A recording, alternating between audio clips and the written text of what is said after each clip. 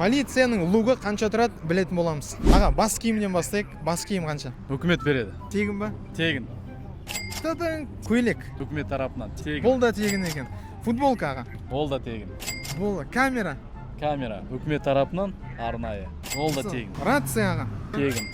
Дәл солай. Қызмет. Негізі мына заттардың бәрі кәдімгі қымбат тұратын заттар. Бұл кісіге тегін берген үкімет. Шалбар. Үкімет тарапынан тегін беріледі. Мықты. Аяқ киім. Үкімет тарапынан уставной. Бұл да тегін. Планшет арнайы жұмыс істеуге, әкімшілік хаттама толтырылуға. Бұл да тегін ба? Бұл да тегін. Ладно аға, машинашы. Теңге төлемейміз. Үкімет тарапынан берген автокөлік. Бұл да тегін. Каршерингтерде мыналар кәдімгідей бір 20-25 мың сондай тұрады мысалға. Бензин шаға, бензин. Үкімет тарапынан ол да тегін, жанармай да тегін беріледі. Бүкіл шығындарды, расходтарды үкімет көтереді. Дәл солай бәрі. Әдемі. Барлық лук дәл осындай бағаға шықты. Келесі кімнен сұраймыз? Комментарийға жазып кетіңдер.